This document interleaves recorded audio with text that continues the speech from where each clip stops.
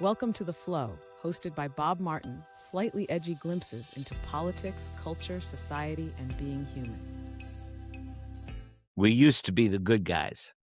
On Jimbo, a stick of chewing gum, in the country, we decided to stop being. I was in Europe not long ago and met a French woman from a small village, the kind with a few hundred people, a church older than the country I come from, and a pace of life that makes you wonder what exactly we're all rushing towards back home. The woman I just met introduced me to her mother.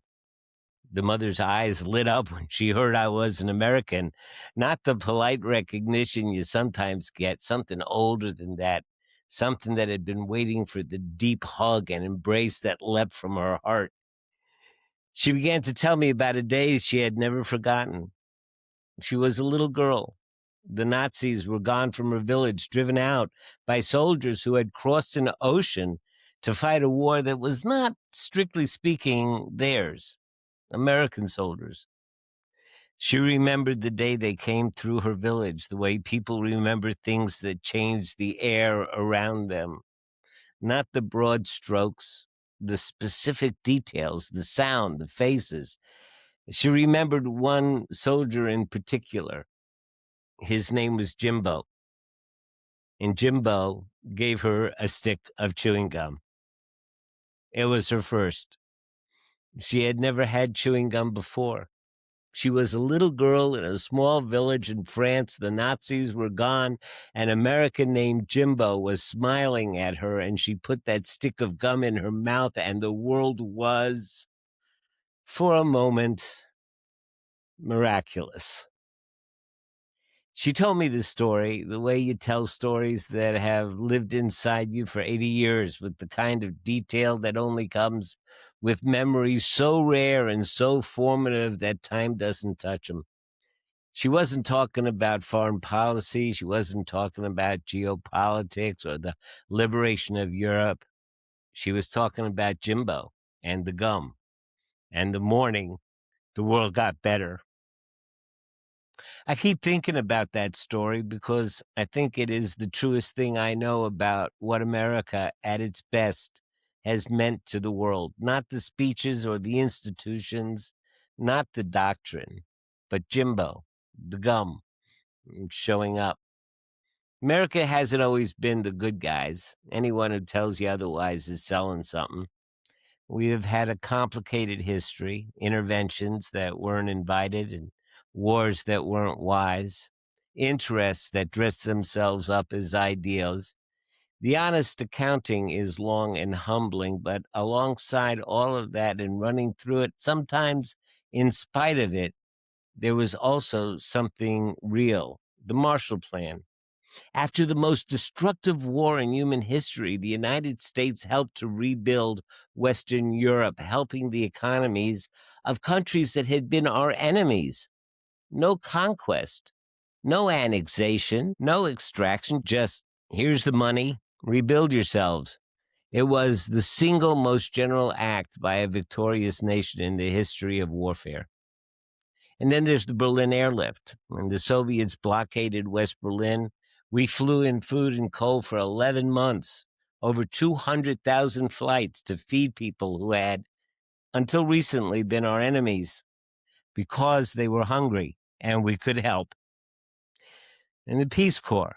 JFK sent young Americans, not soldiers or diplomats, to go live in developing countries and teach and build and serve.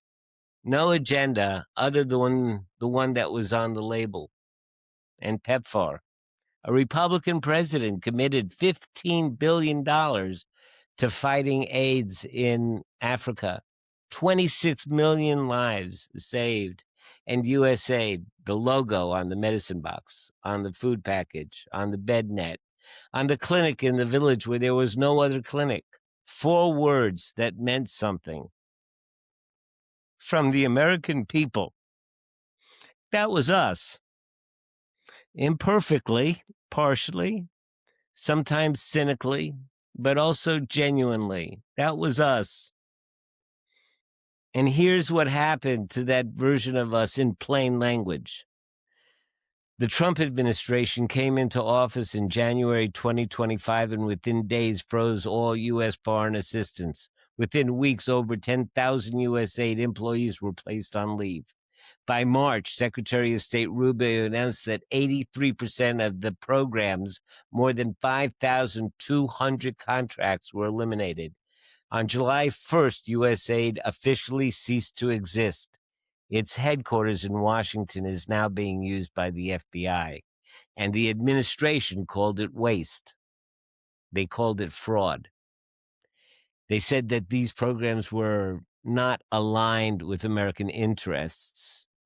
So here's what your money was actually doing.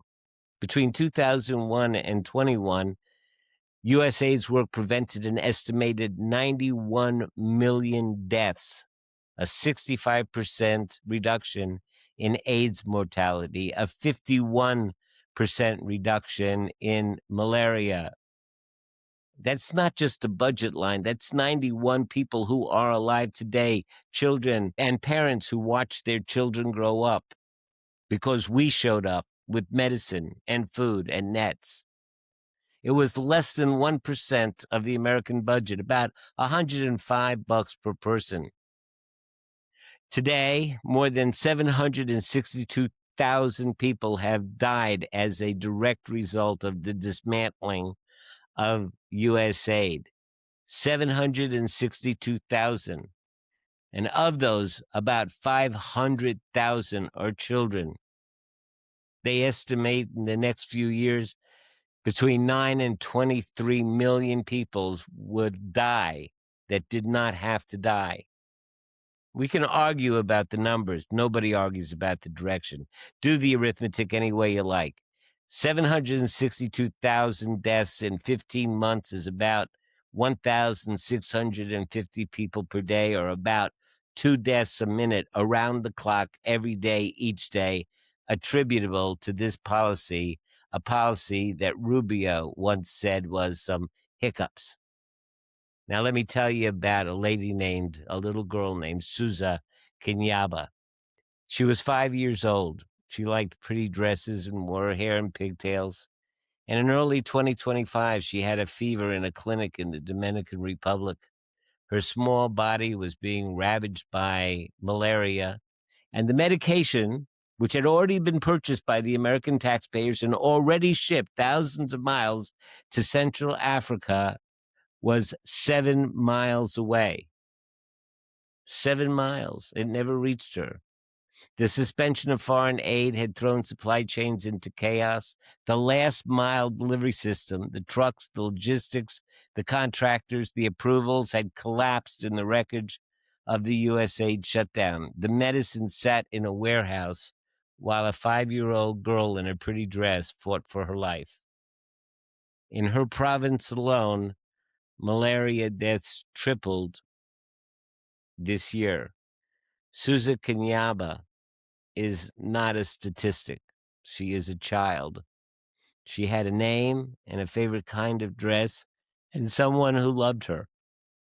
And the medicine that could have saved her life was 7 miles away, and we had already paid for it. And that wasn't the only thing that was stranded. Essential drugs were expiring in DRC warehouses because a contractor was forced to shut off the air conditioning.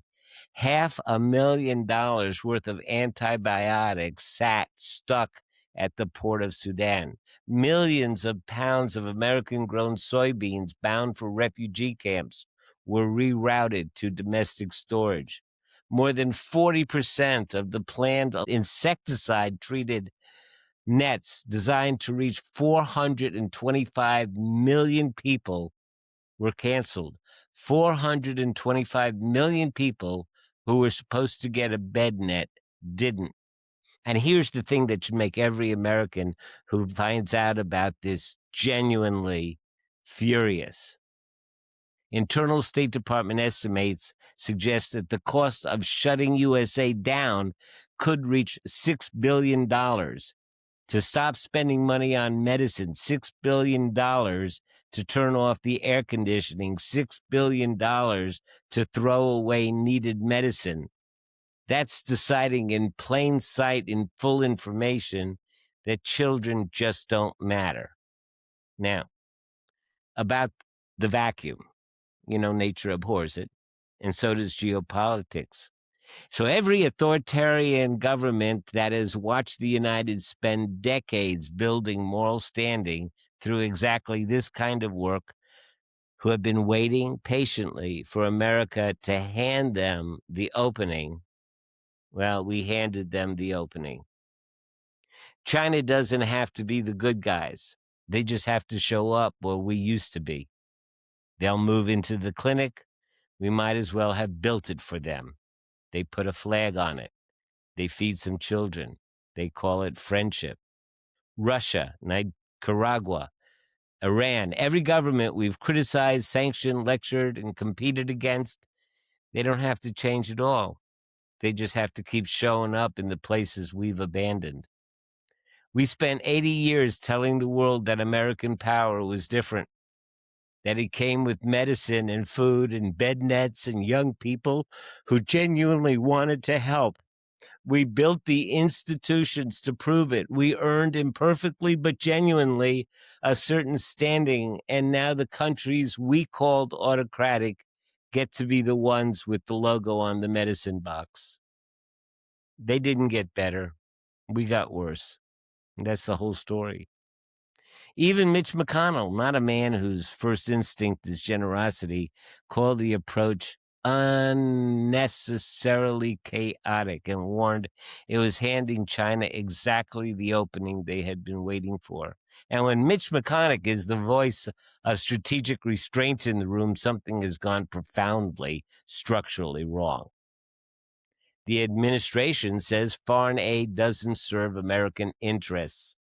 I want to suggest quietly and with complete seriousness that 91 people who are alive, who trade with us, who remember us, who teach their children something about who Americans are, serves American interests rather substantially. I want to suggest that not handing China the greatest soft power gift of a generation serves American interests. I want to suggest that a 5-year-old girl with pigtails dying 7 miles from medicine we already paid for does not, in fact, serve America's interests. But I think we all know this was never really about interests. It was about something smaller than that, something meaner. I keep going back to that village in France. I keep thinking about the old woman with the lit up eyes and the 80-year-old memory and the story about the morning the Nazis left and the Americans came and a soldier named Jimbo handed a little girl her first stick of chewing gum. She told me that story with joy, pure, uncomplicated joy, because that is what we were at our best. Not perfect, not always right, but present, generous, willing to cross an ocean, push out the darkness, and hand a frightened child something sweet. That medicine is still in some of those warehouses. The bed nets never arrived. The air conditioning is off. And somewhere in Congo, in Yemen, in Myanmar, in Nigeria, there is a child who needed something we had already bought and paid for, and we just couldn't be bothered to deliver it. Jimbo would not recognize us. I'm not sure I do either. I'm Bob Martin, and this is The Flow. To go with the flow, you have to understand the flow.